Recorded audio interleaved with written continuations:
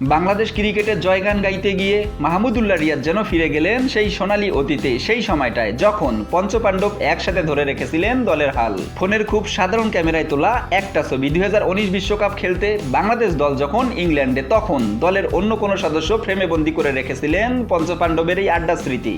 এক রুমে এক বিছানায় গা এলিয়ে মাশরাফি বিন মুর্তজা, সাকিব আল হাসান, তামিম ইকবাল, মাহমুদুল্লাহ রিয়াদ, মুশফিকুর রহিমের খোঁজ গল্প, যে দৃশ্য এখন শুধু কেবলই স্মৃতি।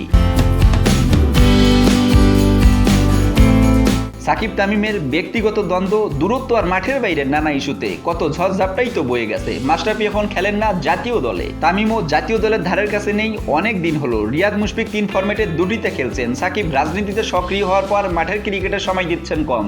এখন হয়তো আগের মতো দেখা হলেও কথা হয় না পঞ্চপাণ্ডবের অনেকের। রিয়াদ যেন তার ফেসবুক পোস্টে সেই সোনালী অতীতটাকে ফিরে পেতে চাইলেন। মাহমুদুল্লাহ রিয়াদ লিখেছেন, সময়টা কি সুন্দর ছিল, সেই মুহূর্তগুলো আবারও ফিরে আনা যাক। আমি চাই সাকিব তামিম এক হয়ে যাক।